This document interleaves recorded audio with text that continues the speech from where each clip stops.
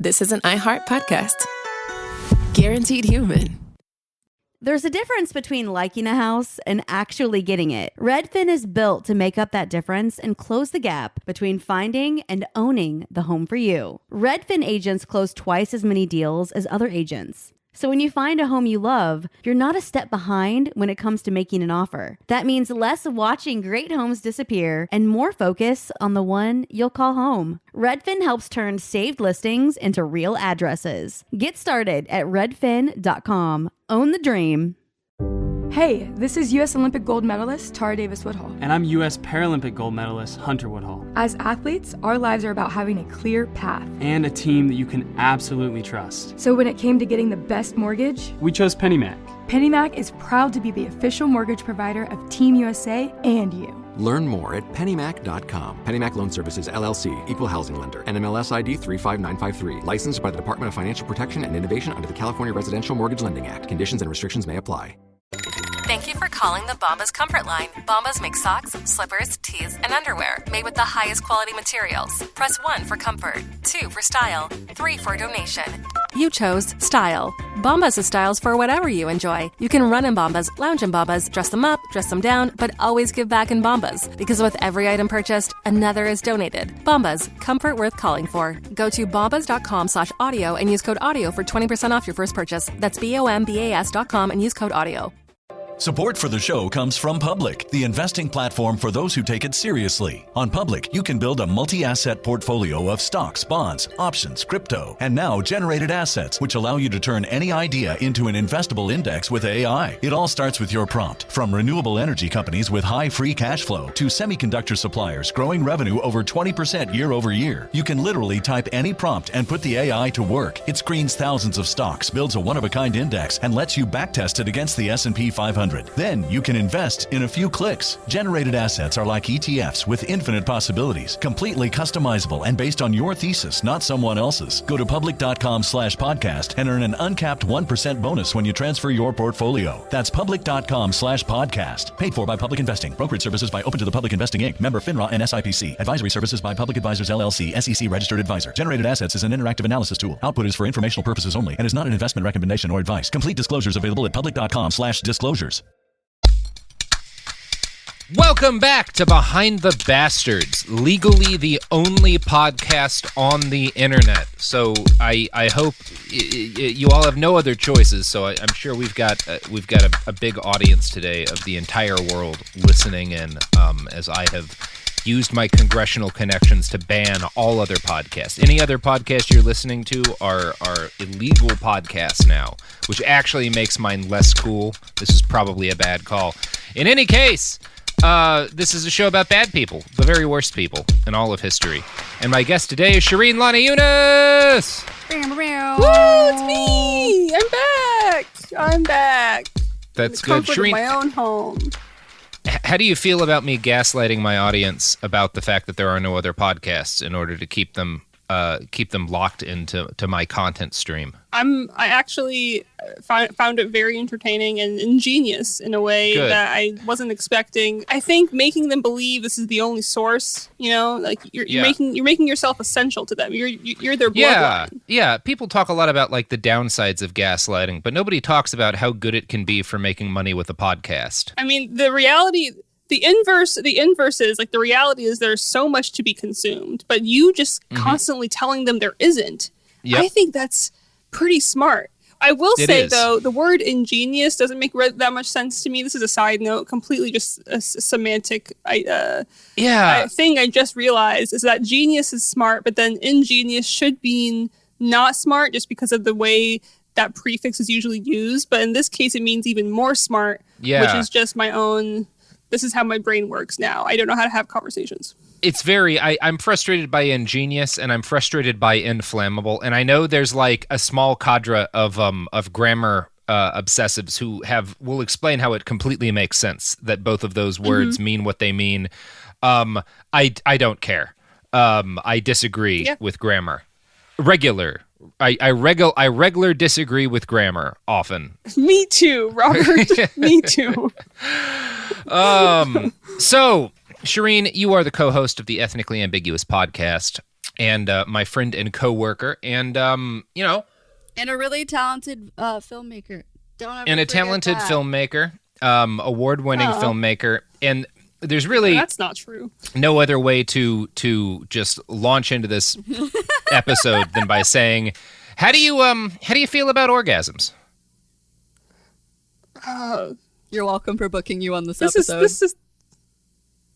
Now I know why Sophie told me I was coming in blind. Yeah, and now I was thinking about what I was getting myself into before I turned on my microphone, before I agreed to jump on this call. This was not anywhere in the realm of my... Okay, well, I think orgasms are great. Good, yeah. I wouldn't know, though, personally, if we really want to get intimate here. Right off the head. Has it been even 3 minutes of this podcast? I don't know. I've never had one, so... About 4. Wow. Okay. Well, yeah, that actually is kind of on topic, Shereen, because, yeah, that's... I selected for this on purpose? Or is this can't be a coincidence? No, I thought you'd be we talk about grifters together, and our subject today is a grifter, so I thought you'd enjoy talking about him. And I decided to open things with that incredibly inflammatory question, because it's my podcast and I'm a monster. Wait, is the question relevant? Yes, it's extremely relevant. Oh, okay, yeah, Jesus. yeah. We're talking about a guy who goes by the nickname Doctor Orgasm. Oh, cute. Yeah. So it's probably not a surprise to anyone listening, or to any of us that men and women have very different orgasm experiences, and this is rooted heavily in evolutionary biology.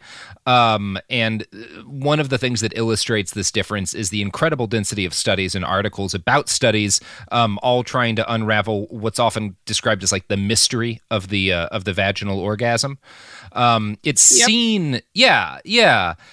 And it's... I mean, this is really funny to be... Okay, I need to, be candid here. Sure. During this whole quarantine thing, me not experiencing this feeling that everyone else seems to, relish in has been this, thorn in my side for, most of my adult life. And I think this whole entire quarantine time I've been doing, a lot of research on this, to be honest, about, why some women have more trouble than others, what it means to actually let go and experience and receive pleasure. I have a lot of difficulty receiving good things, including just feeling nice. And I've been this is actually hilarious that we're talking about this, because I've been genuinely studying the ways to make myself feel okay enough to experience this thing that has always been this this inside joke that everyone else understood. And I also think women talking about this pressure, they don't talk about it enough. I don't think society at large talks about women trying to overcome this pressure if they're not already in the know of how to utilize or receive pleasure. And so anyways, I feel like I've done my homework even without meaning to. I did not know this about you going into the episode, but that's actually going to be helpful in terms of trying to parse this out, because this is a more confusing episode. It's not impossible. This is a medical grifter who claims to be able to cure women who have trouble or an inability to have orgasms. And for a number of reasons, I'm fairly certain he's a grifter. But you can find some women who say that he helped them, and it's a very complicated story. And it's more complicated due to the fact that we, as I'm sure your research has suggested, we don't really have a great scientific lockdown on the vaginal orgasm, right? It's there's a lot that's kind of up in the air about it from a research standpoint. Yeah. I mean, everyone's just so different. I think that's what it boils down to. There's no I don't know, to be crude, there's no pump that you just go at until something comes out of. It's not I don't know. Men literally have a button that you can press. Yeah. Yeah. Exactly. It's not for men, or it's not for, people with what's the most appropriate term to use? Wing dang doodles. The wing dang doodle orgasm is a pretty simple thing, right? It's straightforward. It's self-explanatory. But I think I don't want to get sorry. I keep taking over this conversation. No. I mean, you're that's why you're here. Please take it over. So when you're a boy, when you're like a prepubescent boy, like it's understood that you're going to be going through changes, that you're going to be going through puberty, and that means like exploring your body. Like a wet dream for a guy is a pretty standard point of puberty. For girls, you're never encouraged or even told to explore yourself, and that makes you feel, even not even on purpose, but it makes you feel a lot of shame about your body. And I was raised pretty sheltered, and I remember really disliking I was disgusted by my genitals. Like I didn't understand them. There was a good portion of time before I embraced my sexuality. And I'm still overcoming those things now because of how you're raised as a girl, just to shut it down and to protect yourself and to not be a sexual being, because that invites unwanted attention. And so I think being raised like that and never being encouraged to explore yourself, it leads to adult women needing to figure it out even after they've already had sex for the first time or the second time or the 30th time or whatever. So, sorry. No, please. Yeah. And it's one of the other things that it does is because there's so little conversation about this, and especially so little conversation that's had in a kind of, structured way. Like our educational system doesn't build this in, and most parents feel too awkward to really talk about it. And so because a lot of women don't ever get to have these conversations and grow up with this thing of I don't know how to experience this. I don't know how to get this kind of mystery about their own bodies. Whenever there is a black hole of knowledge like that, it provides an incredible opportunity to grifters. It's the same reason why when you have a huge virus hit, right? All these people start cropping up and are able to make claims oh, I know how to cure this. I know how to treat this. It's because this weird, mysterious thing that people don't understand is a problem. And there's kind of a vacuum of official information. And there's actually a pretty decent sized industry of grifters who just target women who aren't able to orgasm or don't orgasm as often as they want to. That's a big, even when I was in India, there were huge tantric sex institutes. And if you spent enough time in the towns where they were located, you would start hearing stories about the men who ran them. And they were almost, I'm not going to say tantric sex is bad, but all of these guys were basically cult leaders, right? It's this, it's just this thing that happens. That's so unfortunate, and it makes me so enraged because I understand that this desperation to just feel something that you're led to believe is a very human primal thing, and you feel almost broken that you can't experience it. Coming from my experience, maybe it's too late, or maybe I wasn't raised correctly, or maybe why can't my body do this? And so you become an adult and you become so desperate to figure out how to do these things. I can see someone getting misled just because desperation will lead you to do that. And it's this really intimate and brutal thing to experience with yourself. To have that being taken advantage of is so criminal, in my opinion, because it's just, I'm just mad. You make me mad. You'll get every madder time on the show. So, before we get into this specific orgasm grifter, I do want to talk. I wanted to go over a little bit of orgasm research. Just to kind of talk about what's out there right now, which will help explain some things that are going to come into the story later on. So Again, there's not a lot that's like ironed out, known for sure about the vaginal orgasm. Some researchers suggest that they play a psychological role in reproduction. Obviously, like there's no question about the role of the male orgasm in reproduction, but there is a question for, the vaginal orgasm. And so the researchers who suggest a psychological role say that basically because these orgasms feel good, it makes people with vaginas want to have more sex, which leads to more babies. And this is like pretty logical, right? You can see a through line there.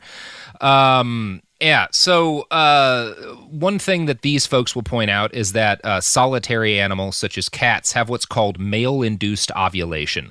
And that's where an egg is only released from the ovary during sex. And there is evidence that cats orgasm, in case you were curious. We know they release prolactin, which is a hormone that human ladies get flooded with when they orgasm and when they ovulate. One 2016 study I found suggested that the hormone release with the orgasm is probably an evolutionary holdover from when our ancestors moved from induced ovulation like cats to the spontaneous ovulation that we currently enjoy. Enjoy might be the wrong word there, but so that's one theory. And this study suggested that once like in our evolutionary timeline, when ovulation stopped depending on like a man or a penis getting in there, the clitoris moved from inside the vaginal canal to its current position. And one piece of good news from all of this is that the clitoris, evolutionarily speaking, is not going to go away anytime soon. The penis evolves from the same part of the embryo, so as long as there are wing-dang doodles, there will be clitori. So that's good news if anyone was worried about losing those in a couple thousand years. Science says it'll be fine. Relief. Yeah, whoo! Yeah, I was concerned. It also means that men are going to keep their nipples. Yeah. Oh, thank God. Yeah, I was worried Men's about that. nipples are useless. Yeah, well, no, they are not. They absolutely are not. Come on. A lot of uses for male nipples. You can hang stuff off them. That's mostly it. Yeah. Touche. So, I think that's good background to get, because the medical grifter we're talking about today is a doctor who claims to be able to vastly increase the likelihood and quality of women's orgasms. And he does this by injecting their own blood back into their labia. The fuck? Yeah, this is probably nonsense, although it is not definitively nonsense, because the exact kind of treatment this guy is using is still something that's being studied. But this is a case where it's possible there is some validity to what he's doing medically, but the doctor himself is absolutely a piece of shit and a grifter. And the fact that he has a huge population... Well, tell me more. Yeah. Tell me more. I'm intrigued. Yeah, this is an interesting one. So the fact that this doctor has a sizable population of interested customers is due in large part to the fact that, as we kind of led this episode talking about, vaginal and clitoral orgasm are actually pretty rare. People with penises report orgasms about 95% of the time in heterosexual encounters, while people with vaginas report orgasms only about 50% of the time. The reasons for this are hotly debated, but they actually kind of seem pretty obvious to me based on just the data. So, for one thing, age, education, and income all increase the likelihood of orgasm for people with vaginas. Yeah. And this suggests that knowledge, and particularly kind of knowledge of oneself and one's biology, increases your odds as a vagina haver of having an orgasm. 49%. Yeah, that makes sense. Yeah. Only about 49% of people with vaginas orgasm from casual sex, while 70% orgasm in committed relationships. And to me, this suggests the same thing, which is that orgasms are at least somewhat a project of knowledge, and having a partner who knows your bits increases your chance of having an orgasm. And I will say, I didn't say the word masturbation earlier when I was talking about exploring your body or anything, but I do think the fact that we don't talk about women masturbating and we're not really now we're being more progressive. There's a certain section of youth that's really all about talking about it. But when I was growing up, I didn't masturbate. I didn't know how. I still low key don't really know how. So because it's just I'm still trying to understand how to receive pleasure. I'm so bad at receiving anything, let alone a compliment or how am I supposed to receive a fucking orgasm for myself? But I think our obsession with only talking about male pleasure and male masturbation leads women to never understand, they don't have the knowledge about how to feel good sexually because they're not encouraged to it. And there's just so much shame around it. And even like, I remember watching porn when I was like a teenager purely as like studying it. Yeah. Like I just wanted to understand what people were up to. Like what was this thing I was missing? And every time they would show like a woman masturbating, it was this like just crude, like just like it was just so it wasn't good enough. Like it didn't work. You know what? I don't know if that makes sense. It's just, it made it seem too easy. Sorry, I keep getting distracted. I'm just no. I mean, bringing up a lot of shit, Robert. It's bringing up a lot of shit. Yeah, you're very far from alone in that, because like, you know, the data suggests like this is a hugely common problem. Just in general, people who have vaginas not orgasming as often as they would prefer is very common. And there are actually quite a lot of women who have what's called female orgasmic disorder. And that's exactly what it sounds like. It's an inability to orgasm. And it is also incredibly treatable. Sex therapy is successful 65 to 85% of the time. That's good to know. Yeah, that is a thing that exists. There's treatment options, and the data suggests that they are very often effective. But those numbers still leave a lot of unsatisfied people with vaginas out there. And unluckily for them, Doctor Charles Runels is around to take their money. Charles Runels is the inventor of the O-Shot, a controversial therapy meant to correct a lack of vaginal orgasms. Dr. Runels has been branded Dr. Orgasm by some, and he's a big old piece of shit. Now, if you've not heard about his O-Shot, you may have heard about his other groundbreaking medical treatments, the vampire facial. This is the guy who did the vampire facial. Oh. Yeah. Oh, wow. Yeah. Wow. It's this guy. He's the same dude? Yeah, it's the same guy. The vampire breast lift. Honestly, anything, but like coming from a guy, I'm already wary of anyone that's like, I can give women more orgasms. Like, wouldn't a woman know the most intimately how to do that? Like, I'm intrigued only because like I'm so fascinated by the subject. Yeah. But I think just by default, that information, that claim coming from a guy is like already kind of like loses credibility for me, because he'll never understand what a vagina is capable of. You know what I mean? Yeah. But I don't know. 1,000%. Yeah, you won't change your opinion on that over the course of this episode. Oh, can't wait. So in addition to the vampire facial and the vampire breast lift, Dr. Runels is the inventor of the Priapus shot, which is a needle that you shoot into your dick to make your dick orgasm better. So he has picked a path for himself. And his path is sucking out people's blood and then shooting it back into pieces of them to gain kind of unclear medical benefits. Like that's this guy's thing. And the specific medical treatment that he is involved in, and that all of his treatments are. One second. The specific medical treatment that he focuses on, that kind of all of these different things are a type of, is called platelet-rich plasma injection, or PRP injections, or PRP therapy. I've heard all about that. Yeah, it's a. And mostly when it comes to like skin rejuvenation and like increasing cell turnover and all of that stuff. Yeah. And it's not. I don't think it's like. I think there's still, as far as I know, like the jury's still out as far as like if it's actually bullshit or not. Yeah, we'll talk about that some.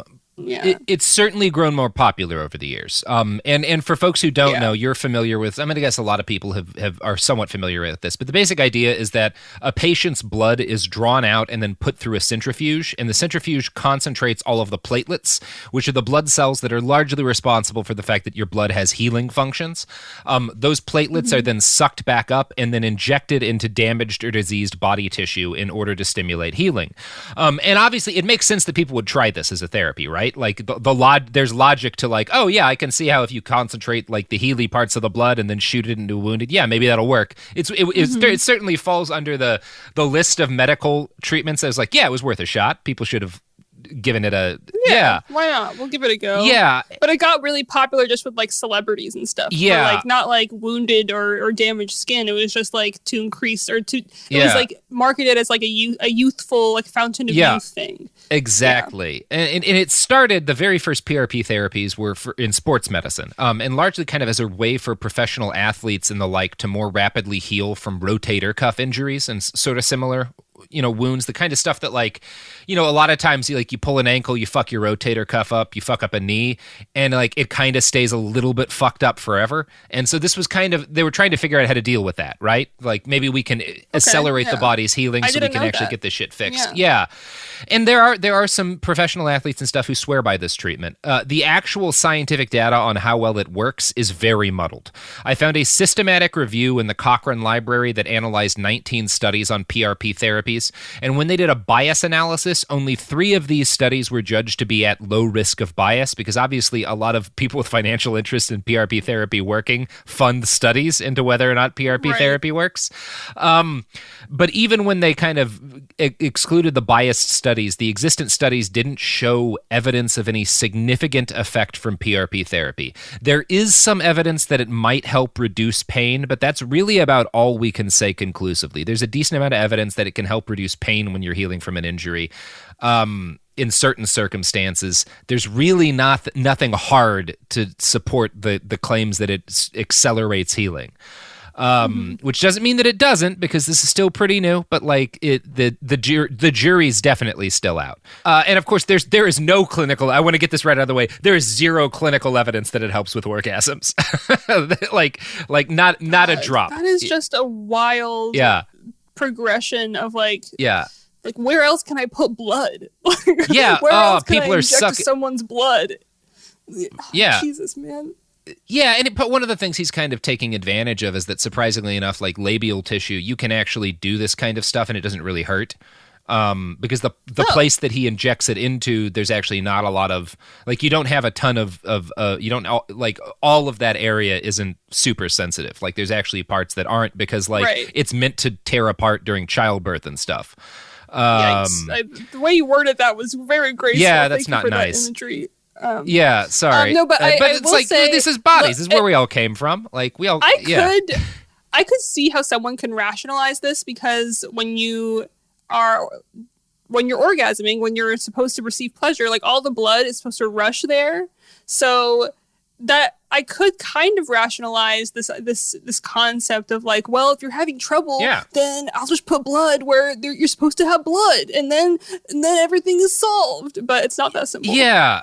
Like all of the best bullshit medicine, there's a level to which it makes kind of intuitive sense. Where you're like, oh yeah, this I can. If you explain the idea of the treatment to someone, just a random person on the street, I think most people would be like, oh, okay, yeah, I can see how that might work. Like, it's not inherently nonsense, you know? The data suggests that it is, but it's the idea itself. It does kind of fall under the, probably it was worth trying, right? You know? Right. Oh my gosh. You know what won't inject your own blood back into your genitalia? The products and services that support this podcast have never done that, unless we are running an ad for the O-Shot, in which case, please don't get that until you finish listening to the podcast.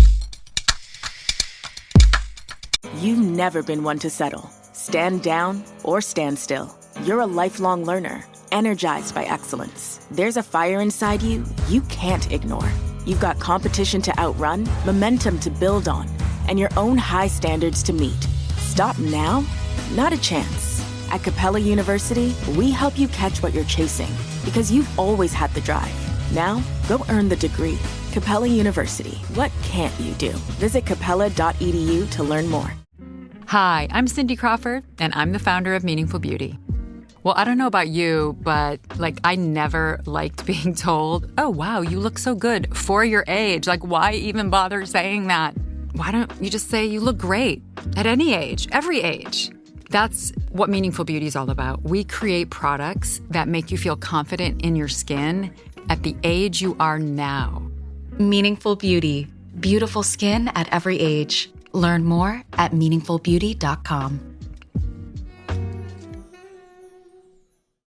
Support for the show comes from Public, the investing platform for those who take it seriously. On Public, you can build a multi-asset portfolio of stocks, bonds, options, crypto, and now generated assets, which allow you to turn any idea into an investable index with AI. It all starts with your prompt. From renewable energy companies with high free cash flow to semiconductor suppliers growing revenue over 20% year over year, you can literally type any prompt and put the AI to work. It screens thousands of stocks, builds a one-of-a-kind index, and lets you backtest it against the S&P 500. Then you can invest in a few clicks. Generated assets are like ETFs with infinite possibilities, completely customizable and based on your thesis, not someone else's. Go to public.com/podcast and earn an uncapped 1% bonus when you transfer your portfolio. That's public.com/podcast. Paid for by Public Investing. Brokerage services by Open to the Public Investing Inc. Member FINRA and SIPC. Advisory services by Public Advisors LLC, SEC registered advisor. Generated assets is an interactive analysis tool. Output is for informational purposes only and is not an investment recommendation or advice. Complete disclosures available at public.com/disclosures. This is Jacob Goldstein from What's Your Problem? Business software is expensive, and when you buy software from lots of different companies, it's not only expensive, it gets confusing, slow to use, hard to integrate. Odoo solves that because all Odoo software is connected on a single affordable platform. Save money without missing out on the features you need. Odoo has no hidden costs and no limit on features or data. Odoo has over 60 apps available for any needs your business might have, all at no additional charge. Everything from websites to sales to inventory to accounting, all linked and talking to each other. Check out Odoo at odoo.com. That's odoo.com. We're back. Okay. Whew. Oh, we're back.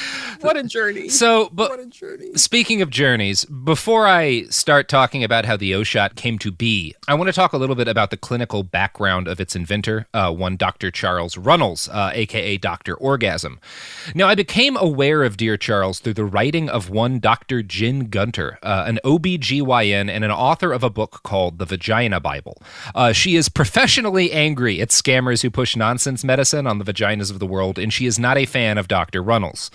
I love her already. Yeah. I love her already. Yeah, she seems to know what she's talking about. She certainly has the professional qualifications to be talking about this subject. Absolutely. I just love an angry woman. I just love an angry woman. That's all it is. Yeah, she's really angry. And I low-key, not even low-key, because like a third of my content is based on it. One of my very favorite genres of thing on the internet is like furious doctors writing about like medical scammers. I love that shit. Yeah. Yeah. So as Dr. Jen Gunter points out, Dr. Runels, the Dr. Orgasm, is an internal medicine doctor. And internal medicine doctors, their training does not focus very much on the vagina. During his medical school, Charles Runels likely spent a pretty minimal amount of time studying gynecology. He may have done a few months of residency at a gynecological clinic, but that would have been the most. So if this orgasm doctor doesn't have a background in gynecology, what's his background in? Well, on his own website, Dr. Runels says that his first love was medical research, and he lists his chief medical hero as Dr. Werner Forssmann. In 1929, Forssmann performed the very first heart catheterization on his own heart. Werner Forssmann is a legitimate medical badass. Runels writes that this guy, quote, tied the nurse down and cathed his own heart, then walked up 3 flights of stairs in order to photograph it.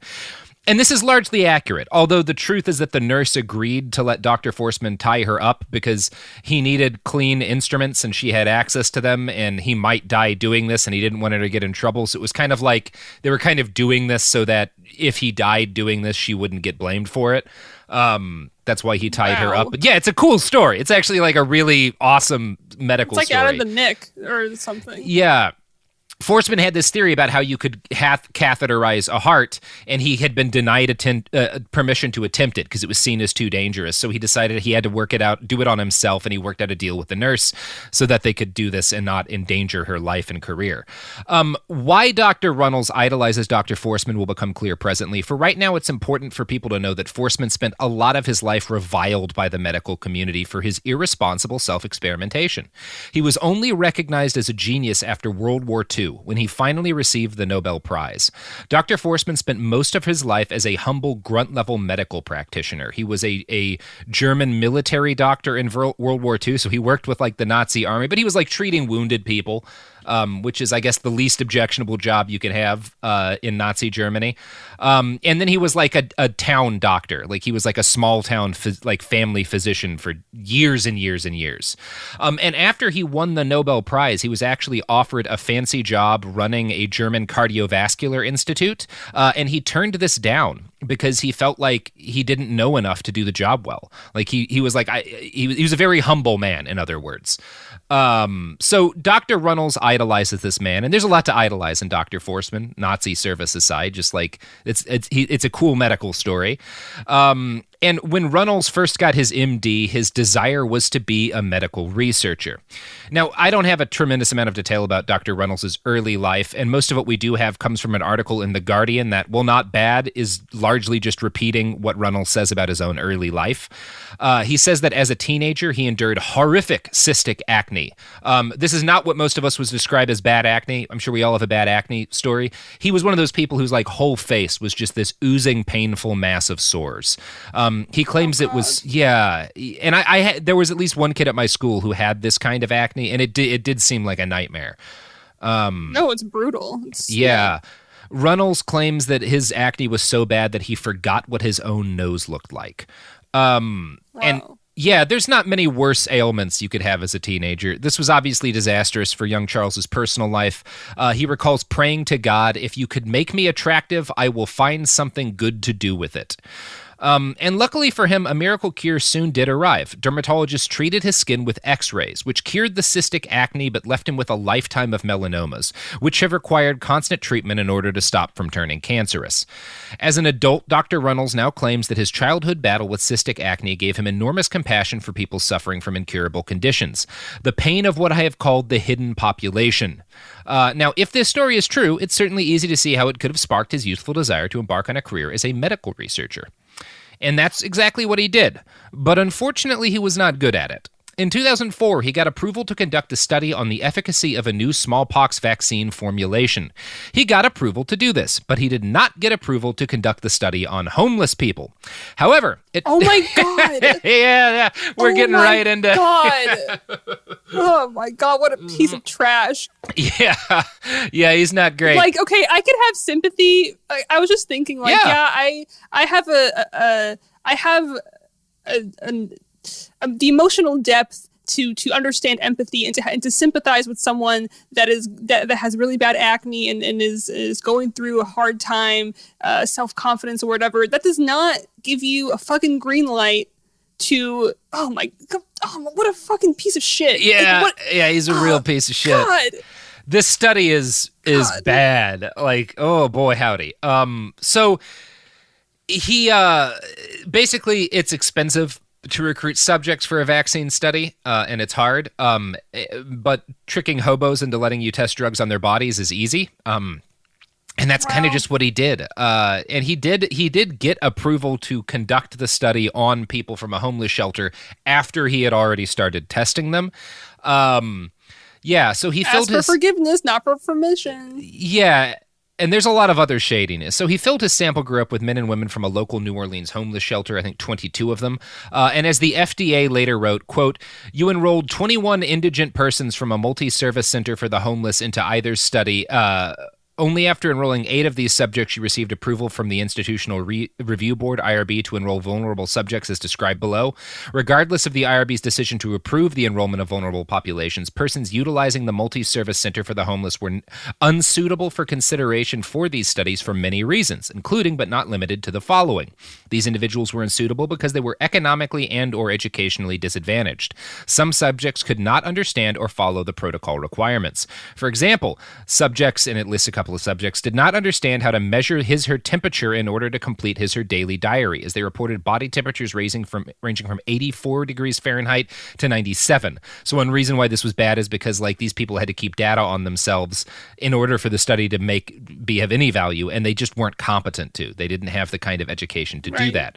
The FDA's complaint continues. One requirement for doctors doing these sorts of studies is that they complete a vaccine risk assessment questionnaire at least 6 times during the study. The questionnaire asks about the health and medication use of people the study subject lives with. This is obviously a project for homeless folks who live in a center because their household contacts include every person, including staff and volunteers at that center. So this is a huge problem because, again, if you're testing medicine on people to see if it works, you have to know what other medications they're taking. You want to limit and control for that. And you have no fucking idea what people at a homeless center, many of whom are addicted to drugs themselves, are actually taking. And you don't know what they have the option to take. You just can't. It's a bad group to use for a study like this.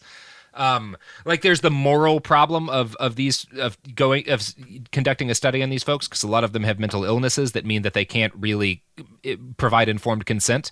And then there's also the fact that like you can't get good data out of these people because like you can't control for any of the things you need to in a study. There's a whole lot of reasons this was the worst way to conduct a study. There's no upside. Yeah. It's a lose-lose. The upside is that it's cheap and it's easy if you don't care about actually performing a good study.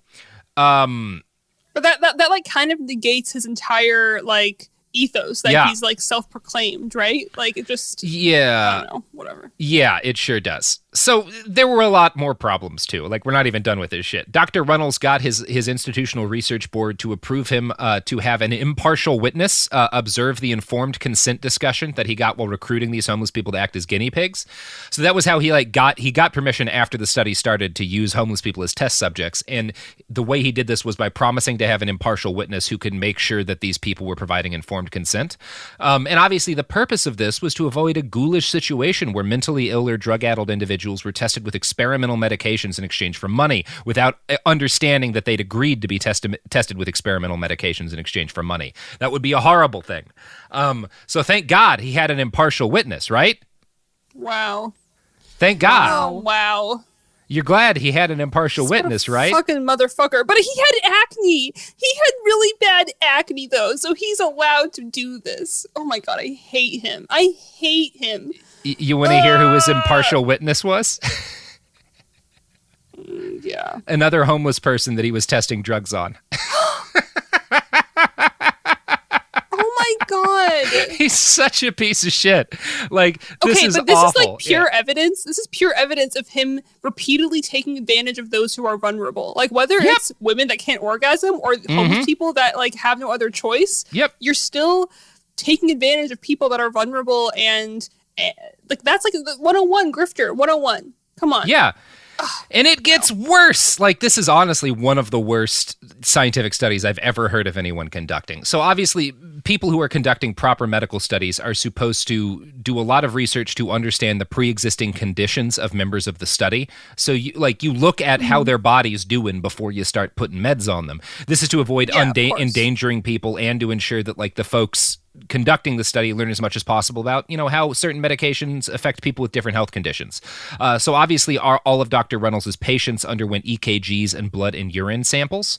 But Charles just didn't tell his IRB about any of the adverse health conditions that he revealed in this process. So a bunch of people were found with heart problems. He just didn't say anything about it. And in fact, one of his subjects after being medicated was hospitalized for chest pain. And he also didn't tell the IRB about that for more than 2 weeks. So that's all really bad. It's horrible. Like, this is one of the worst. Like, if you're a science person, read the FDA's complaint about this study, because it's shocking how bad it is. The gist of how is he still allowed to practice medicine after this? Like, that's what I'm. Well, that's so what we're building for. Oh my God. So Yeah, the gist of all this is that Dr. Runels used homeless folks as test subjects and took actions to obscure the fact that many of them didn't understand what was being done to them. He covered up their illnesses, all of this horrible stuff.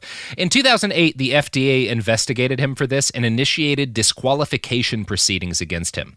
And he was disqualified from working as a clinical investigator in 2009. As a result of this investigation. Dr. Jen Gunter explains what that means. Quote, getting disqualified by the FDA means a clinical investigator has repeatedly or deliberately failed to comply with applicable regulatory requirements, or the clinical investigator has repeatedly or deliberately submitted false information to the sponsor, or, if applicable, to the FDA in any required report. A disqualified clinical investigator is not eligible to conduct any clinical investigation that supports an application for a research or for marketing permit for products regulated by the FDA. So he gets banned from being a medical researcher, basically, because he's so wildly irresponsible at it. Yeah, and obviously, because he's a subject of this show. But we know what happens. He gets famous for the vampire facial. Like, he sure does. He didn't have a he didn't have a comeuppance. No. You know what I mean? This is not the comeuppance show. This is enraging. This is not the comeuppance show, although if we were to really dig into it, we could come up with a good, since this is an orgasm-based episode, a good cum joke based on the word comeuppance, but I'm going to leave that to the listener to put together in your own head. You know what? Yeah, I didn't think of that when I said it out loud, but it's pretty good. There, pretty good. Take it for yourself, make the joke your own, Yeah, this is a DIY. The comedy in this podcast is very often DIY. It's the only podcast out there, so take what you can get. Yeah, we're like the IKEA of jokes about bad orgasm doctors. Not a lot of money in being that. I don't know why we took this path. Anyway, obviously, being the subject of this podcast, Dr. Runels did not learn a goddamn thing from his failures or from his punishment. After he gets banned from conducting medical research because of how horrifically irresponsible, he gets fined in 2009, $5,000 by the State Board of Medical Examiners of Alabama for the misuse of hormone replacement therapy after he massively overdosed 2 women with testosterone. Wow. Yeah, and he defends his actions by saying that the hormone doses helped his patients, just as he defends his actions with the vaccine trial by saying that he didn't know the subjects were homeless. What? Come on. Yeah, he's just a liar. Now, yeah, Dr. Runels, again, when he gets talked about his misuse of hormone replacement therapy, because he overdosed women with testosterone, he will say that, like, it helped his patients. And I wanted to know, like, what he meant by that. And eventually I was able to find a video posted to his website, which is called the Cellular Medicine Association, titled Who is Charles Runels? The association is run by him, and he made this whole video. He doesn't acknowledge that he was fined for doing this, but he does talk about how he started doing testosterone therapy for women. And he, again, doesn't acknowledge that he hurt people doing this, but he does say that it gave them such high libidos that their husbands couldn't keep up, and so he started injecting their husbands with testosterone. And I can't tell you if that happened or not, but I can tell you that doesn't sound like good medicine. I'm not a doctor, but that seems like a bad medical call. So, yeah. Runels says that in 2010, he started hearing about PRP therapy, which was then, again, mostly the province of, like, sports medicine, although gynecologists had started using the technique to inject platelets around the urethra of women who experienced urinary incontinence. And it does seem to help with that. There's some I don't know if there's hard studies, but I know a lot of people say it helps with that, and I haven't seen any reason to believe it doesn't. But I'm going to let Dr. Runels himself explain what happened next. This is Dr. Charles Runels explaining what happens after he realized that PRP therapy was being used on people's faces. Back in 2010, someone brought to me a centrifuge that had been used by the orthopedic surgeons to prepare platelet-rich plasma for the knees and by the dentist and wound healing. Excuse me. So, and the person bringing the centrifuge says this has been FDA approved for preparing plasma, platelet-rich plasma, and if you use it Of course, it's blood. The blood's not FDA approved. The FDA doesn't approve your hair or your urine or your saliva or your blood. But they have to approve the device that makes the plasma to go back into your body. So he says, this has been FDA approved to prepare plasma to go back into the body, and it's been shown to cause new tissue growth, new blood flow, new volume, and there's never been a granuloma or a serious infection or serious side effect from platelet-rich plasma. You should try it in the face. So I thought, oh, this is wonderful, because if this works in the face, I mean, instantly, because I was tuned into the sexual problems, I thought if this works in the face and does all those things, then this should help the genitalia. So he's like, yeah, I saw that this worked in the face, and I was like, well, if this helps people's faces, then clearly it helps their genitals, which nobody says that about anything. Like, I'm not like, well, because my straight razor helps me get a nice shave, I should clearly shave my dick with a straight razor. Like, you don't... My God, like, what a line of thought. That makes so much sense, just to jump from face to dick. Contact lenses help my eyes, they must help my penis. But, like, I will say, I didn't know what he looked like before watching that, and I am, like... a little bit more than needed to be upset. Like, I'm more upset than I wanted to be that the fact that he's not unattractive. Like, he's conventionally attractive, and it's proven that people trust people that are attractive. Like, if someone is absolutely is good looking, if they're tall, if they're built, if they have a charming way of speaking, he has a deep voice, he has like a southern, what's that word, like twang or whatever to his voice. Yeah. Like like a drawl. Like he is presenting himself as an alpha, and you're going to trust that if you're vulnerable. Yes. Even if he was like, that just makes me so. I wish he wasn't. But like, it makes sense. The fact that he's gotten away with it makes sense a little bit more than it did before now in my brain. You know, Shereen, what you're saying is exactly why I think we should just mandate disfiguring facial surgery for all American citizens. And you know who's here to help with mandatory disfiguring surgery is our sponsors at Raytheon and Lockheed Martin, who have developed a brand new knife missile that is just going to guarantee nobody gets trusted on the basis of their attractiveness ever again. So please support Lockheed Martin in its quest to disfigure all of us. Yep. Enjoy these other products.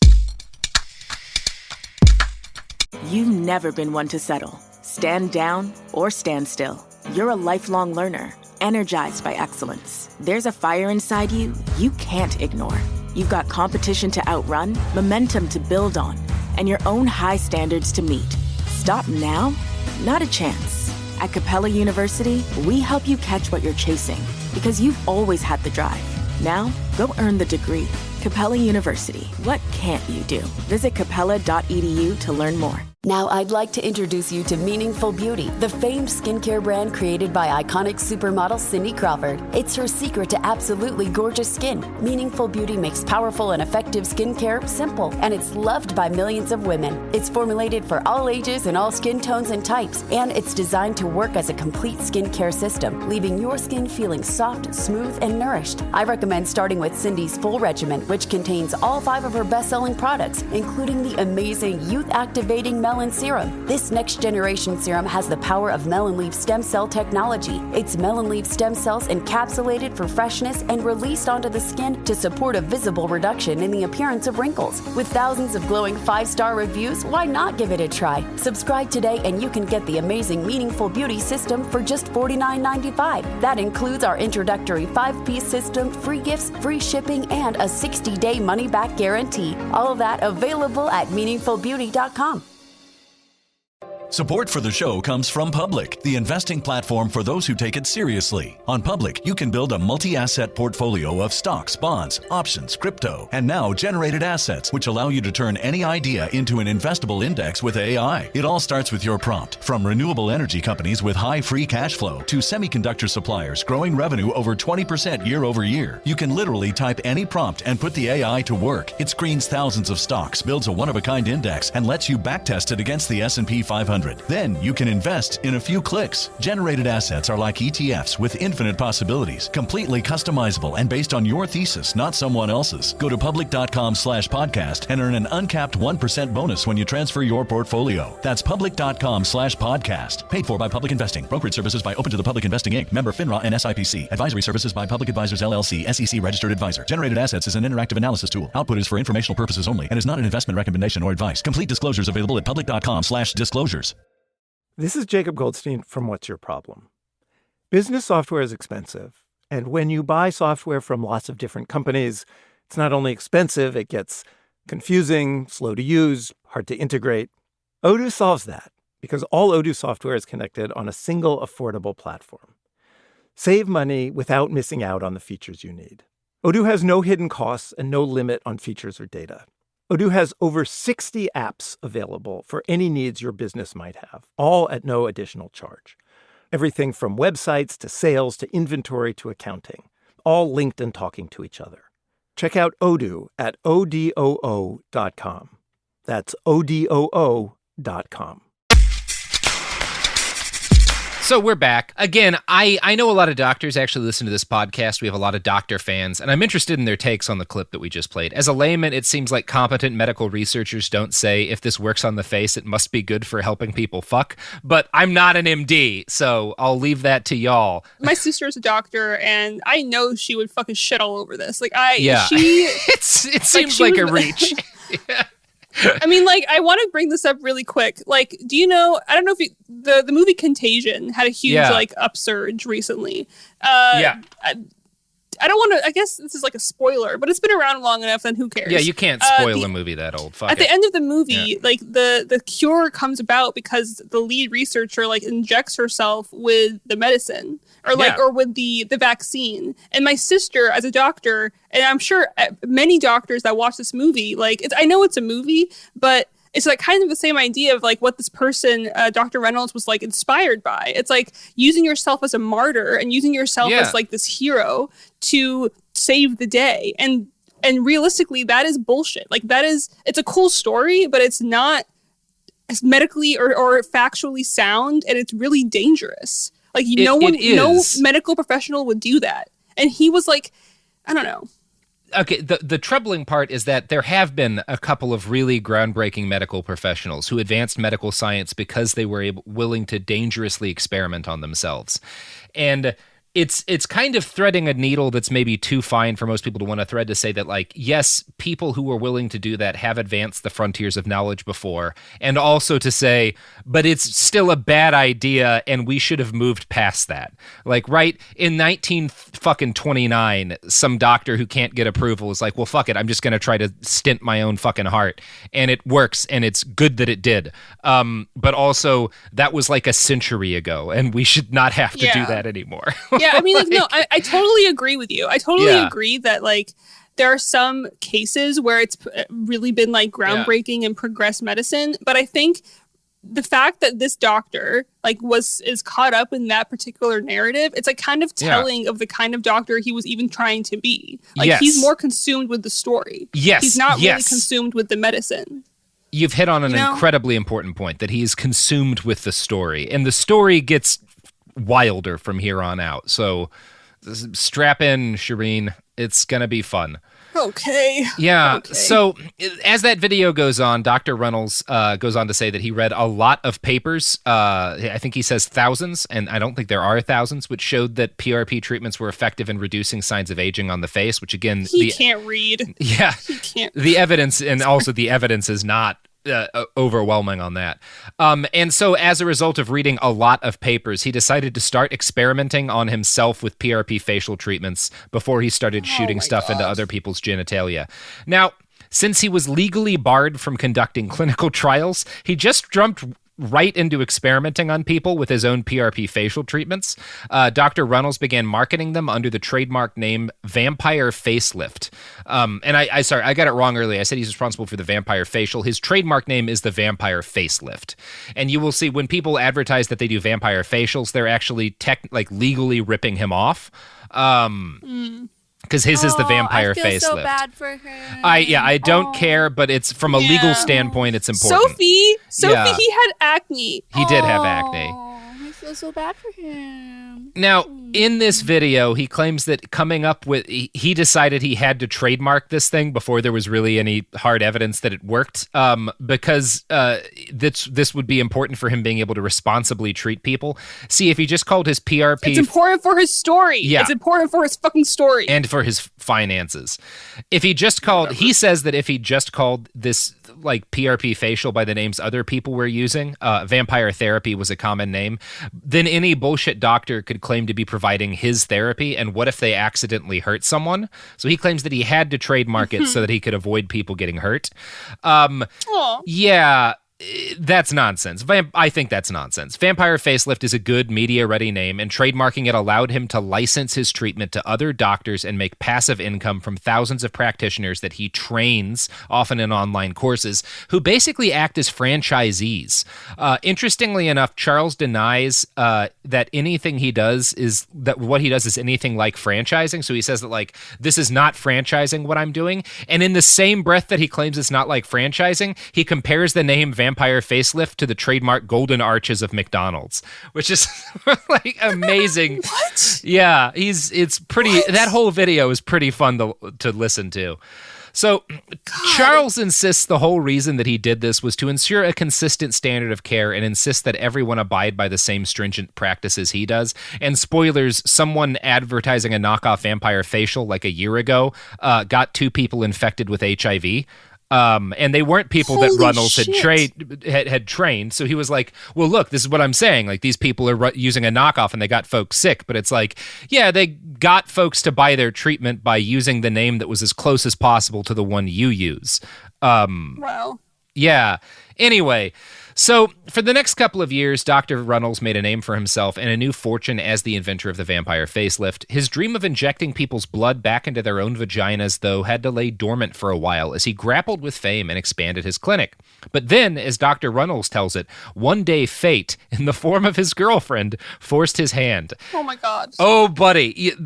We are heading in for one of the most irresponsible stories of a medical experimentation I can conceive of, and it is a fun one. So, as Dr. Runels tells this story, there's a number of different versions of the story that he's given. I prefer the one written up by a journalist from The Guardian who interviewed Runels, and I'm going to read that now. Quote, Charles Runels' lover surprised him at his office, demanding that he inject blood into her clitoris as a Valentine's Day present. She hiked up her dress, hopped onto the exam table, and motioned for Runels to put on his headlamp. She explained that she'd been watching him inject his own penis with blood for about a year, and that while his bigger and stronger erections had been fun, she'd grown tired of the one-sided sexual enhancement. It was her turn, so Runels bowed between her legs, numbed her clitoris with an ice cube, and shot her up. I don't know how graphic you can be with this thing, he said over the phone, pausing mid-story to ask me about the Guardian's policy on discussing orgasms. But the next afternoon, she came to see me, and her orgasms came more quickly. Very strong, ejaculatory orgasms. The passion, the thunder, the sound she was making. He sighed at the memory.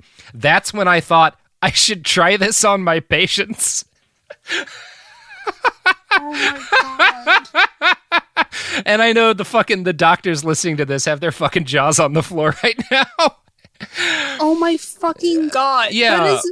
That is the story. Like, that is so another fucking fucking wild. chapter in this fucking story. I hate him.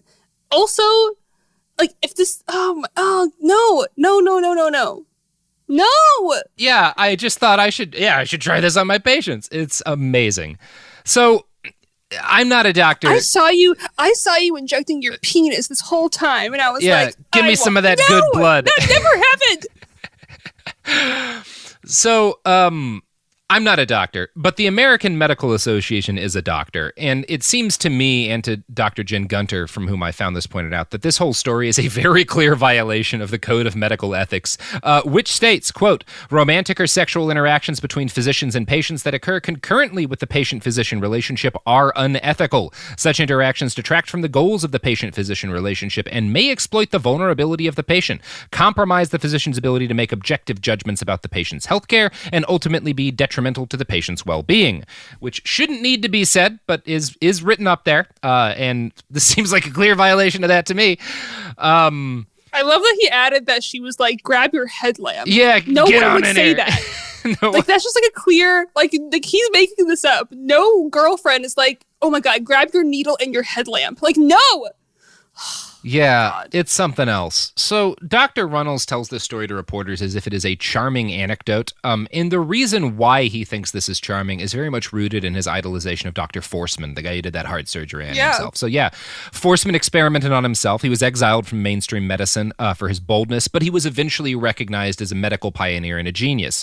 Runels wants so badly to identify himself with Forsman that he includes this line in the Who Is section of his website. Quote, I actually pulled up Dr. Forsman's story on Wikipedia and read it for a few minutes to get psyched out before I injected my own penis with PRP, which I did twice before I injected any other person's penis or clitoris/vagina.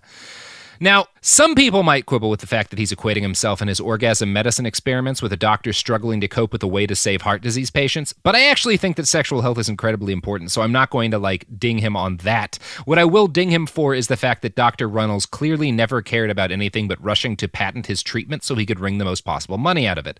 Dr. Forsman, on the other hand, spent decades as either a small-town doctor or a frontline military doctor. He turned down impressive jobs and titles when they were offered to him because he felt they exceeded his depth of confidence. He was a pretty humble guy, whatever else you want to say about him. And his innovations contributed to medical science. None of those things can be said about Dr. Runels, although I am glad he moved from experimenting on homeless people to experimenting on his own dick. I guess that's a step forward. I mean, yeah, it's the step I prefer. I would prefer him injecting himself than injecting innocent people, innocent homeless people. But yeah, his claim that first of all, 2 times, if you're going to be like, I injected myself twice before anyone else. First of all, if you want to be serious, twice is not enough. That doesn't seem like a lot, no. And also, this just brings me back to my point of him being so consumed with the story versus the medicine. He wants to be a pioneer so desperately that's all that's all it is. And he'd clearly, the way he describes the story tells you that he'd made his mind up about what this was, because a real scientist if they did this to themselves might note okay, well, it feels like my orgasms are better, but is it possible that I'm just into medical kink? Maybe this is just what my kink, and it's not a groundbreaking medical treatment. Perhaps other research should be done. Yeah. But also, you should never, that's a really good point. You should never go into anything being I'm going to be a pioneer because of this. That's the whole point of fucking research and testing. But obviously he's psyched. He read his Wikipedia page to psych himself up. Are you shitting me? All of this is horrible. Yeah. Now, Dr. Charles. But he puts it out himself. Yeah. He does, because he thinks this is fine, and he's never really faced consequences for it. So clearly it is fine. He's delusional because he's attractive. Yeah. God damn it. So Dr. Charles Runels names another hero on his website, Barry Marshall, Dr. Barry Marshall. And Marshall is another doctor with a very cool story. In the early 1980s, Barry Marshall became convinced that peptic ulcers and gastric cancer were both caused by a specific sort of bacterium. Conventional medical wisdom at the time was that ulcers were caused by stress or certain foods. Marshall was ridiculed at first for his hypothesis and has been quoted as saying, "Everyone was against me, but I knew I was right." And Dr. Marshall eventually proved his hypothesis by drinking a culture filled with ulcer-causing bacteria and giving himself an ulcer. His work revolutionized the treatment of ulcers and the prevention of gastric cancer. He was awarded a Nobel Prize for his enormous achievement. And you can see why Dr. Runels likes this guy. Runels writes about Dr. Marshall, quote, "He gave up gaining acceptance in Australia and then came to the U.S., and only after the popular press started talking about it did physicians start reading his research. He gave himself an ulcer by drinking the bacteria." Dr. Marshall, in his acceptance of the prize, quoted Daniel Borstein, "The greatest obstacle to knowledge is not ignorance, it is the illusion of knowledge." Now, some of what Runels says here is true. Dr. Marshall did, in fact, give himself an ulcer. But there's actually a lot of debate about whether or not the medical community was wrong to be as skeptical about his ideas as they were. Dr. Runels claims that the skepticism was only because cutting out ulcers was big business and other doctors had no financial interest in alternative treatments. And this claim is undercut by the fact that Barry Marshall received funding from a major medical institution to spend a whole year conducting his research.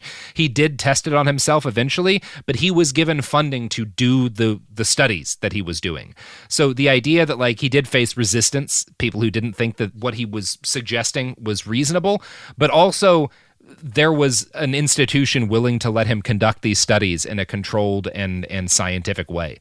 So it's not like he was completely alone. Like an institution was like, yeah, there's enough merit to your case that like here's some funding, figure it out.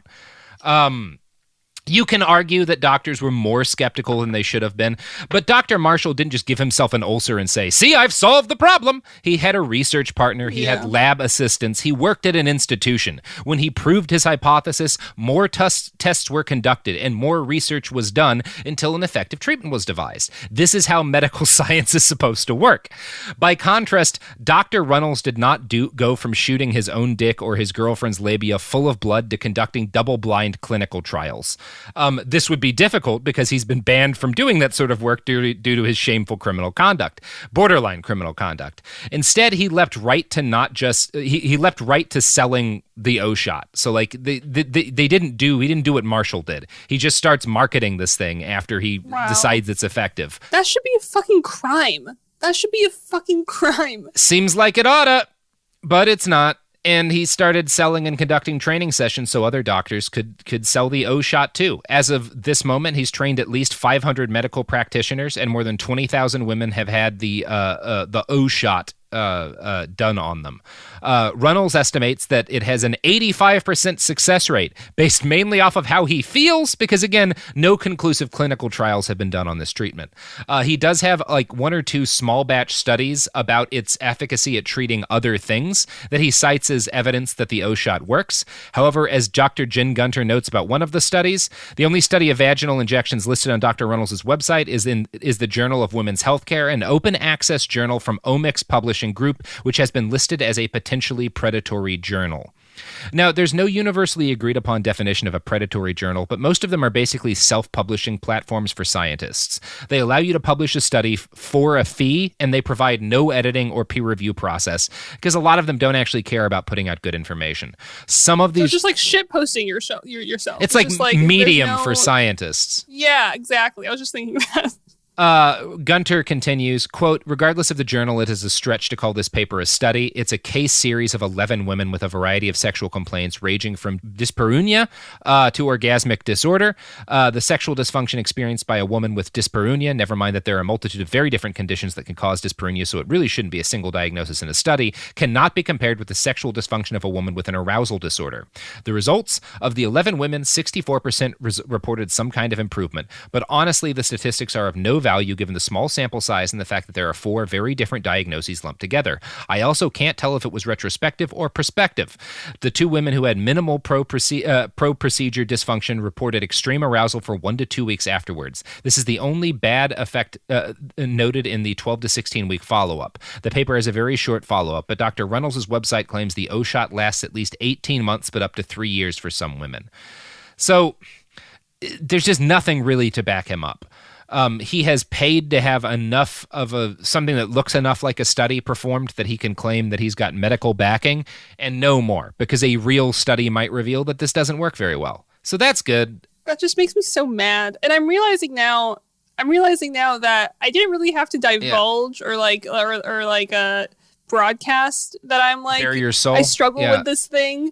Because I don't know why I just felt the need to just be so candid. I have absolutely no filter. But I will say, talking about this stuff is so important, because if someone had talked about it the way I'm talking about it when I was younger, I wouldn't have felt like such a fucking freak, and I wouldn't have felt like such I wouldn't have not felt human in my inability to feel this very human thing. And so I was thinking that maybe I shouldn't have said it, but now I'm doubling down, and I'm just the reality that I'm even having that thought, if women are continually afraid to even breach the subject or broach the subject rather, it encourages people like this fucking just disgusting human being taking advantage of women that are so desperate to feel something and just understand what receiving pleasure is like. And Like, I can do all my homework. I can practice all these things. I can buy toys or whatever. But I'm going to know my body better than any fucking hack ever will. And like, women should be encouraged to really do that more so than, I don't know. I'm just getting heated. I'm getting a little bit heated. This is a frustrating story. Yeah, it's a very frustrating story. Because like all grifters, he's preying on a real vulnerability. Like, this is a thing that like women who, you know, are struggling with the thing that you've been very open about struggling with.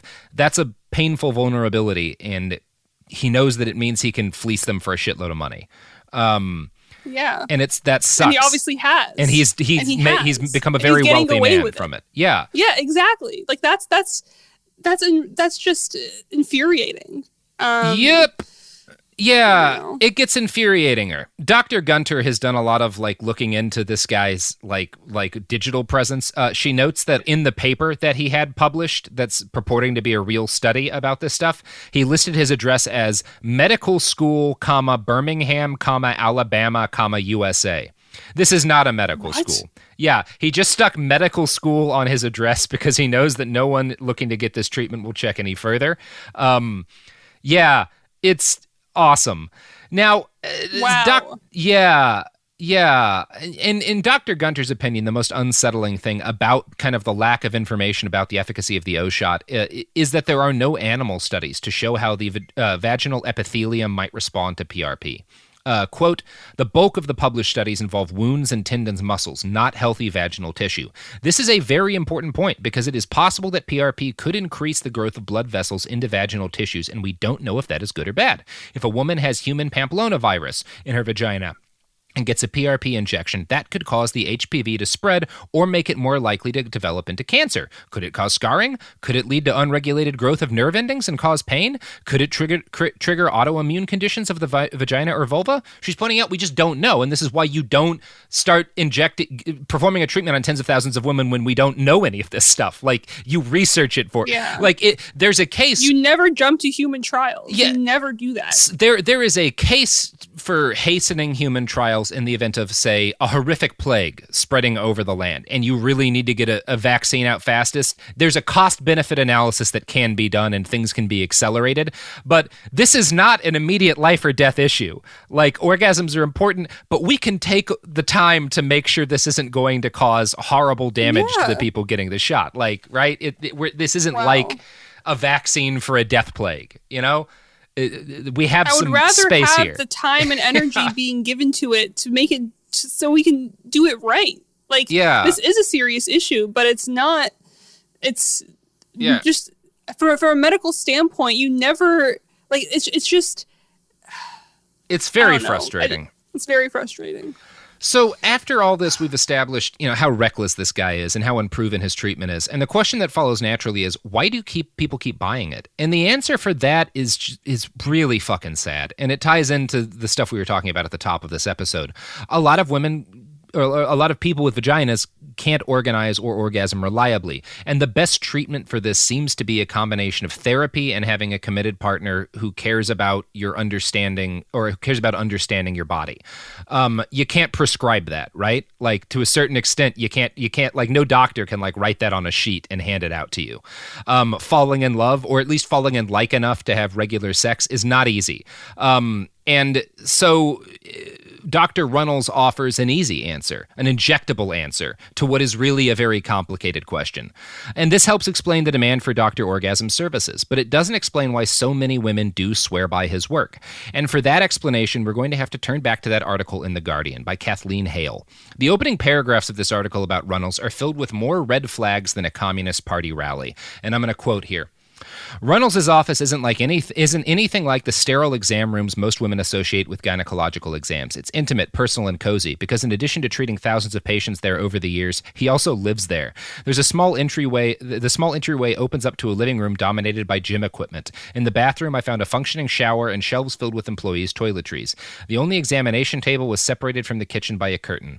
Pamela, Julie, and Vivienne, the three women on Runels' 4-person staff, greeted me with open arms. In order to better understand what they promote promoted. Pamela and Vivian told me they'd both had O shots administered by Runels. Mark, the sole male employee, opted for the male version, a P shot. If you're like me, that stuff gives you some flashbacks to Dr. John Brown, like the guy we talked about who did horrific surgeries from his own home on trans people.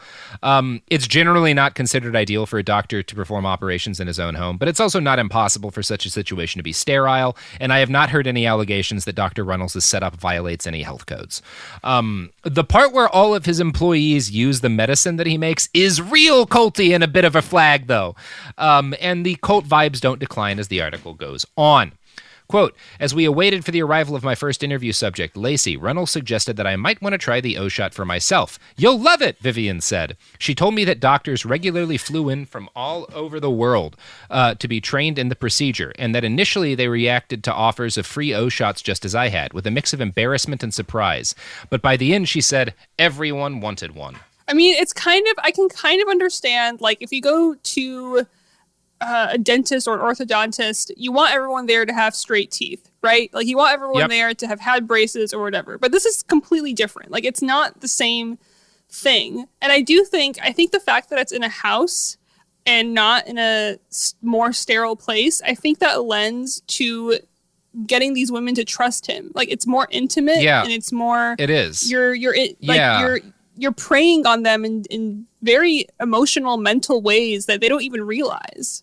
It's you're making them feel like they're that they're safe, but they're not. And it feels like the kind of classes he does with the doctors, the in-person ones at least, are kind of like that too.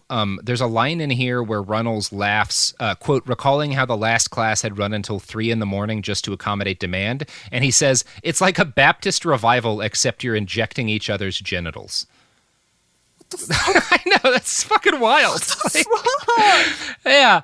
Now, Hale, this Guardian article by Kathleen Hale also notes that the location for Runels' office, which is Fairhope, Alabama, is in the middle of the Bible Belt, and it's a place where vibrators are illegal due to the state's anti-obscenity laws. Where I grew up in Texas was like that too. They had to market them as cake toppers, as decorations for cakes for bachelorette parties and stuff. Even though really? Yeah, because it's illegal to sell a vibrator. Because Texas hates women. That's crazy. I had no idea. Yeah, and the data here is imperfect, but there is a decent amount of data that suggests that highly religious women, and particularly religiously orthodox type women, are more likely to suffer from orgasmic disorders than secular women. And the women Hale interviews. I can tell you why. I can obviously, you grow up with shame around your body, and that shame has this, you have this inability to really let go and experience pleasure. Obviously that makes sense, but he's pretty much taking advantage of that. He's capitalizing on this group of women having the issue that he is pretending to know how to solve. Yes, and it makes sense that this guy, who otherwise you would expect a doctor like this to be in Los Angeles, I think he picked his location. I think he decided to stay in Alabama for a reason, and it's that he's very good at manipulating this particular kind of person, very religious conservative ladies who have orgasmic disorders, and he's good at making them trust him. Hale's article. So it's the women that Hale interviews for that article describe themselves overwhelmingly as very empathetic, Bible-believing Christians, like the women who have gotten this shot, and an outsized number of them are unfortunately victims of rape or sexual assault. Quote, Lacey, an athletic 40-year-old businesswoman, told no one when she was raped for the first time at age 13, but soon her father noticed something different about her and started calling her a whore and a lesbian. Physical abuse followed when Lacey's next rapist, her husband, found himself unable to climax unless Lacey was in excruciating pain. He raped her throughout their 10-year relationship. So, and the damage from this left her at 29 years old with incontinence and scarring. She wet the bed, and she was just kind of unable to orgasm. Doctors responded to her concerns by suggesting she use lube with her partners and undergo psychotherapy. And by age 30, Lacey never expected to experience sexual pleasure again. She tried using a back massager to stimulate herself, but it left a callus on her clitoris. So she just didn't know how to. Yeah, she's just a victim of unbelievable abuse, who did not know how to who was maybe getting some psychological counseling, but because of where she lived and sort of like the culture she was in, was not able to really talk about sex with anyone, and never had a conversation about how to masturbate. And then she meets Dr. Runels. And they meet at a bank, and she learns what he does, and she confides in him that she can't orgasm, and he tells her that he knows something that might help. And I get the feeling. She says that he gave her the O shot and she immediately felt alive down there. You get the feeling, though, that also they're having just conversations about sex, and maybe she's never gotten to have that. He's giving her an intimacy she's never known. Exactly. And I don't want to discredit any of what these women have felt or are feeling. No. But there is a level of placebo that goes into this, like huge just leading amounts. just leading up to it. Just like the connection he makes with her, with the women, this promise of like just like everyone telling them it's going to work, the staff and everything. Like there's going to be a certain amount of placebo that just by default is there because it's so hyped. Yes. And the data we have makes it very clear that having healthy conversations about your genitalia and about sex with people who care about you, or at least seem to care about you, really helps with an orgasmic disorder. That's a super important part of treating it. And this is part of why you need an actual study on something like this, because there's no separation for like the conversations they're having and like the intimacy of the encounter and the shot. Like none of that's being separated. There's no way to know what the shot is doing, if actually anything, because the whole lot is wrapped up in all of these women's stories with Dr. Runels. And but that just helps him. Yeah, it does help him. But it does not necessarily help these women. And it doesn't help us to know if this thing actually works. Which is why skeptics like Dr. Jen Gunter will point out that anecdotal data is not the same as scientific data. And she pointed that out to Kathleen Hale in the Guardian article, because Hale talked to Dr. Gunter. And Hale understood that, but also had a lot of trouble writing off these women's experiences. She was clearly convinced to a degree by their embrace of the O shot. And it's very convincing when you have a lot of people say, this thing helped me. She did ask Runels, though, why he tended to gravitate towards trauma victims. And his answer was interesting. He responded, quote, "I don't really know why I'm surrounded by people who have pain. I do absolutely make a conscious effort to find them. I think my real usefulness evolves out of, it's not even compassion. It's more like obsession." Which is, whoa, yeah, more That's of like an a damning honest thing to answer. say. Yeah, it should be, right? Yeah. What the fuck? Yeah. Now, like that's wow. There is a reason why cult leaders gravitate towards abuse victims, as do grifters. Because in general, our society does a shit job of taking care of these people.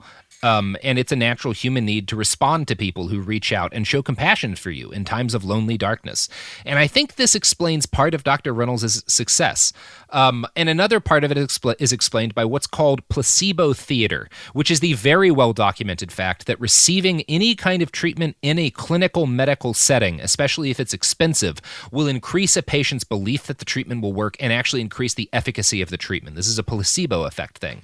And it doesn't help a lot when you're treating metastatic cancer, but a lot of orgasm is mental, right? Like that's where the block comes up for a lot of people. And it's not unheard of for placebos to be effective in up to 60% of cases for these sorts of situations.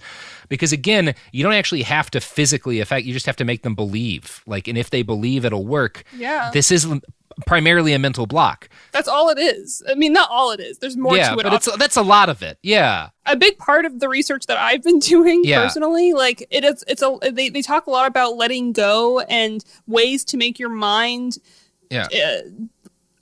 like let go essentially of everything that like, because there's this pressure around even achieving. The word achieving an orgasm is like so, I think, counterintuitive, because it makes it seem like you're reaching for something constantly. And if you're having sex with a partner, at least in my experience, I always felt like I'm never going to give them what they want because I can't do this thing that I'm supposed to be doing. And so then I get really into like giving rather than receiving, and I get a lot of pleasure out of that. But then it kind of like, when you're really grappling with this idea of the fact that it's all mental, because if you're too consumed with I can't do this thing, or if you're even thinking like I have to let go, that's not letting go.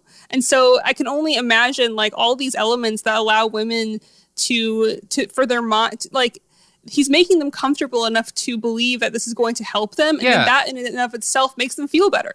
And if that's all he was doing, I wouldn't have any problem with this guy. I mean, I would because of the homeless people study, but like I wouldn't have a problem with his current business. Like if this guy was just like, hey, I'm a doctor in the Bible Belt and I help women who have problems orgasming, and a lot of women said he helped them, I'd be like, yeah, fine, great. But he's also injecting them with, he's also performing a medical operation that we have no data on what kind of long-term harm it might do to them. Like that's where the issue is, right? That's the huge issue. Yeah. And it's not just therapy. It's not just talking. You're physically doing something to a body that is not medically sound. And another impact comes from the fact that the O-shot costs about $1,200 to $1,500, and controlled studies have shown that spending more money on a medical treatment can increase the placebo effect as well. And even Parkinson's patients have shown physical improvement in situations like this. So again, like, a lot of this has nothing to fucking do with whatever he's injecting them with, and everything to do with the psychological atmosphere that this person sets up in his operation. Now, the experts Kathleen Hale talked to mentioned all of this, but quote, as she writes, quote, as a layperson, I couldn't help but respect their authority, but as a human being, it was hard for me to discredit so many women's stories. When they said the O-shot worked, I believed them. So she got the shot herself, and it didn't do anything. And I think it's just because she didn't have an issue, right? Like she had no problem having orgasms. She had the shot and she didn't notice anything. And that is what you would expect. She didn't go into it with trauma. She didn't go into it with a something to be fixed. Yeah. You know, like she wasn't searching for a placebo. Like, you know what? I don't know. That makes sense to me. And it's one of those things where, like, at the end of the day, I have to admit that compared to our usual bastards, the harm this guy is currently perpetrating is minimal. Like, these women are out money, but while there's not evidence he's helping them, there isn't evidence he's hurting them. Although it is possible that he's doing a lot of damage to them. We just don't know for a while because, again, nobody's fucking looked into this. I don't know. Like, I hate this guy because I think he's a bad person and he's taking advantage of people.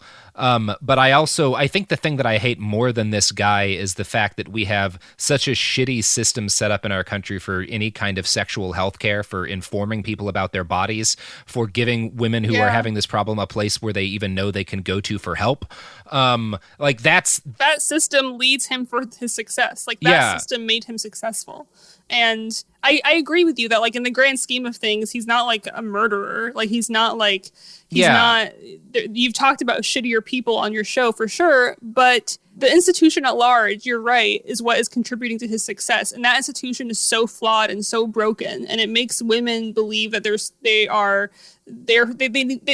need to be fixed. Yeah. And he's capitalizing on that in a huge way, and he's getting away with it. And he should have been banned from everything medical a long ass time ago, but he's still operating on a level that should be criminal. Yep. And he's trying to get into coronavirus grift. It's a pretty minor one. He wants to, like, create a nationwide blood bank, basically, to take plasma-rich blood from people that have had it, that might have antibodies, and give it to other people. And, like, folks who aren't grifters are already doing basically this. He's just trying to create his own thing, and it doesn't look like it's working. I haven't seen it pick up a lot of steam.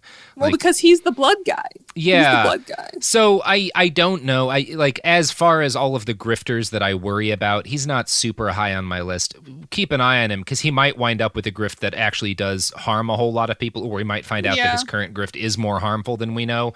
I just am so frustrated by the story. At the same time, like, as with most of the grifters who are currently eating the decent and often kind of dumb people of this country alive, the reason why they're able to do what they do is because we don't take care of our people. There's no systems that provide people with any option, that they have a chance, that there is actually a reasonable, non-exploitative way to deal with a problem like a sexual problem that they have.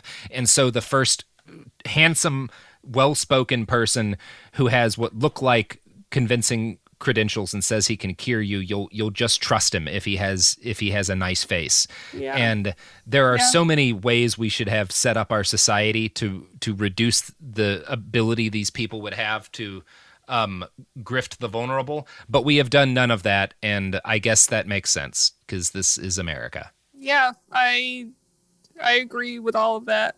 And it's really terrible because it's so true. Yeah. And I realize that most of your listeners, actually, no, I don't realize. I'm assuming that a lot of your listeners are men. But for the women out there that are listening to this, if you relate to anything I said, like, you're not alone.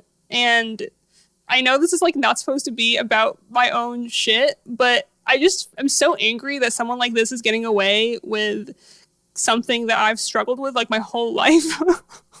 Yeah. And like I'm a sexual person, like and the fact that I have this one thing that's like been bugging me my whole life, that especially in like today's world where everyone's really empowered and sexually just outspoken and everything, as someone who's also progressive, it makes me feel like I can't keep up. Like, it makes me feel like I can't really understand where everyone's coming from. And maybe it'll happen one day, maybe it won't. But just accepting that where you are right now is where you are is so much better than being, I don't know, berating yourself for something that is not in your control. Like, you just...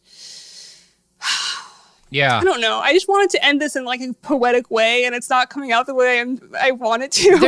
There's no poetry in America. I just don't want people to feel like yeah, this is a subject that we shouldn't talk about, because I had hesitation admitting that I have, I don't know, this experience. And I have my sexual history is like a little bit confusing just because I don't know, I am the way I am. But I think the fact that me, even coming from someone who just shat all over this guy and would never do this thing, I can't deny that there was a little voice in my head. I was like, well, what if it does work? Like, what if this, like, like when we first started talking about it, I was like, well, maybe this is the answer to all my problems. And this is coming from someone, I think I'm like reasonably intelligent. So I don't know. I just think the depth of shame and trauma that we hold within ourselves is just not okay. And we just have to come at this whole thing with like love. And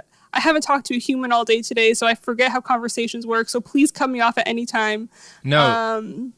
You're great. I'm sweaty. I'm so sweaty talking about this. Yeah. I'm so, I don't know. I just, thank you for having me on to talk about this. I just, I hope thank you for I talking said everything about I was it. supposed to say. No, I mean, what you're supposed to say was how you felt. Sweating. Yeah, that's fine. Like, it's important to talk about this. I guarantee there are people who will listen to this and have a version of the same experience you're having. And it will probably make them feel better to know that they're not alone in that. And that's a good thing. And if we're talking about things that reduce the ability of guys like this to grift people, it is being able to talk about this shit. So I'm glad that you felt comfortable talking about it to an intimate audience of me and Sophie and several 100,000 strangers. Cool. Thanks, Robert. I am going to, I will say right now, if any of the fucking dudes listening do creepy shit on Twitter to you after this, I will fucking tear your ass a new one digit. Don't be a fucking gross about this, okay? Don't nobody be assholes about this. Yeah. Thank you, Robert. I appreciate that. I mean, like, I go back to this idea that if someone was as open, if it was the norm to be open about this, I wouldn't feel so weird as a kid or as a teen or whatever growing up, kind of feeling like there was something wrong with me. And so I think we just have to keep encouraging these conversations. And it's the same institution that put this guy to be successful. That same institution, that same societal fucking game is the same one that makes women like me feel like they need to be fixed. So, so yeah, I mean, like, I know, like, putting myself out there is like just like by default I'll get like weird replies to it or whatever, or just like responses. It's going to be an that. Interesting week on Twitter for you, yeah. Also, I'm like a little bit low key afraid. I'm like, because like I was raised Muslim, my entire family's Muslim. We don't really talk about, like, you're not really raised to like talk about sex or there's just a lot to unpack as far as like me talking about this goes. Like, it's not just me as a woman in the society. It's like also me in like my culture and like my family in particular. Like, there's a lot to unpack for me here. And this is not like I'm using this as therapy, which I shouldn't do.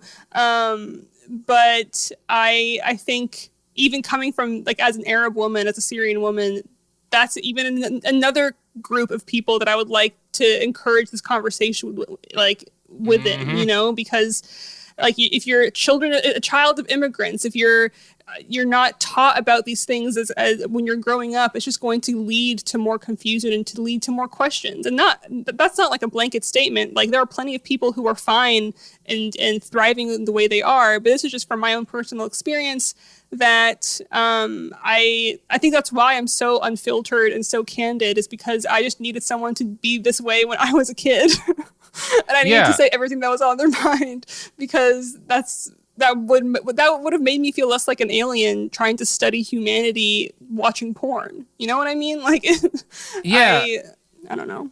I mean, I think the thing you're landing on is that when you realize you were kind of done dirty by your society and the adults around you when you were a kid because of like a failure that they had, you know, regardless of whether or not we consider them good people, like there was a shortcoming in what we had available to us as a kid. When you realize that, the best thing you can do is try to be that adult, maybe to someone else, so that they don't wind up with the same hole in their experience, their education, whatever, as they grow up. And that starts with like talking about the shit that you realize, like, oh, I wish people had talked about this when I was a kid. Yeah. I'm constantly trying to be the person that I needed when I was a child. And when you're growing up, you don't see it as a societal failure. You see it as your own failure. And I think that's what's dangerous, especially when it comes to like women's pleasure, is that you don't see it as a system failing you. You see it as you failing yourself, and you're failing your own body, and you start to resent your body. And you're like, why can't I do this? And then hopefully as we get older and become more aware of the society at large that makes us feel this way, then we can like combat those things and just become the people we were always meant to be, which is just ourselves. And that's my spiel. Thank you for coming to my TED Talk. This is the only podcast on earth. Thank you for having me on the only podcast to make it in this pandemic. What an honor. I know the wait list is so long. It is years. Yeah.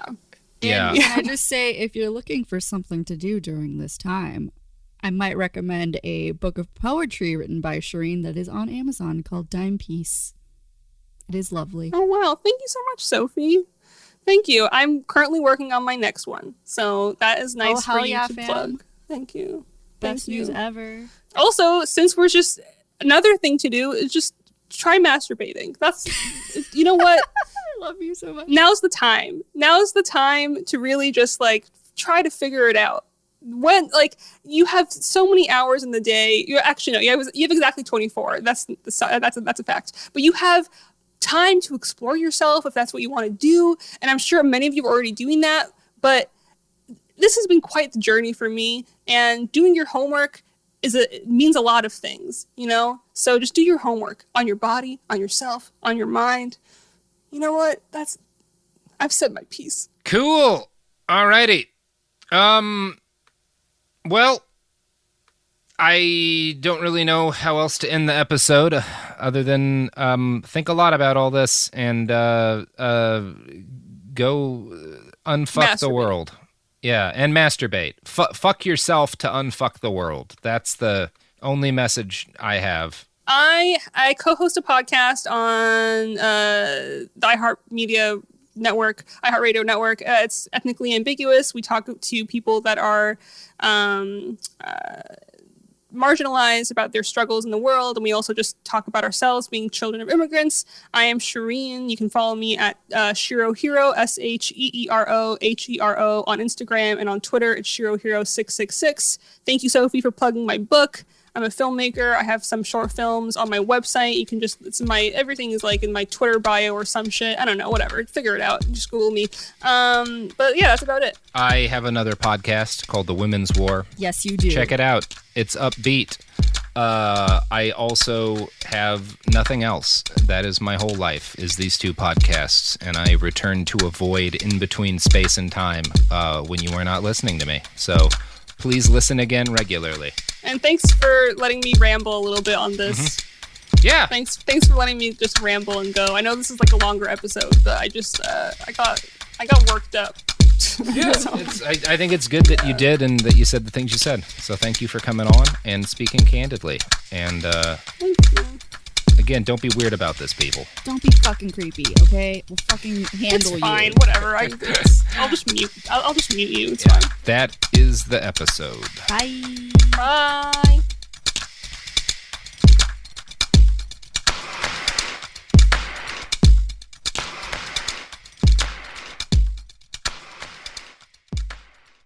There's a difference between liking a house and actually getting it. Redfin is built to make up that difference and close the gap between finding and owning the home for you. Redfin agents close twice as many deals as other agents. So when you find a home you love, you're not a step behind when it comes to making an offer. That means less watching great homes disappear and more focus on the one you'll call home. Redfin helps turn saved listings into real addresses. Get started at redfin.com. Own the dream. A BetterHelp ad. We get it. February is full of flowers, candy, and, of course, lots of talk about relationships. It can feel like everyone else has it all together in their love lives. But the truth is, we're all still figuring it out. Whether you're working on your marriage, navigating the dating apps, or prioritizing staying single, no matter where you are, you're right on time. Therapy can help you find your way and take some of the pressure off yourself so you can determine what you want, what feels heavy, and how you can feel lighter. Just a little bit of outside perspective from a professional can lead to new understanding and a lot of progress. So the next time you're feeling iffy about your love life, try therapy with BetterHelp and see where it takes you. And remember, you're right on time. Visit BetterHelp.com for 10% off.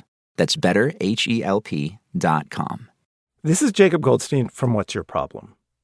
When you buy business software from lots of vendors, the costs add up and it gets complicated and confusing.